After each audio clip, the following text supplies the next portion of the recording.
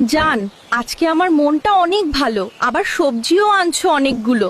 আজকে তুমি যেটাই বলবা আমি সেটাই রান্না করে খাওয়াবো তোমাকে। সত্যি? তাহলে এক কাজ করো, আলু বেগুন আর ফুলকপি দিয়ে ঝোল বানাও।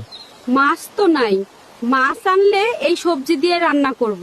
তাহলে এক কাজ করো, নতুন আলু আনছি, আলু ভর্তা করে ফেলো। হেই, আলু ভর্তা গলা দিয়ে ভাত নামতে চায় না, আর গলা জ্বলে খাইলে। তাহলে এক কাজ করো, গরুর গোশত দিয়ে পোলাও রান্না করো। অনেক সময় লাগবো গোশ দিয়ে পোলাও বানাইতে, অন্য কিছু কও। গোশত দিয়া পোলাও বানাইলে তো সময় লাগবেই। তাহলে এক কাজ করো, সব সবজি দিয়ে খিচুড়ি বানায়া ফেলাও। সব সবজি কাইটে যদি খিচুড়ি রান্না করি তাহলে পরে তরকারি কি দিয়ে রান্না করব? আর খিচুড়ি খাইয়া সারাদিন ঢেকুর তুলমু, একটু পরে আবার খিদা লাগবো। তাহলে রুটি বানাও আর একটা সবজি রান্না করো।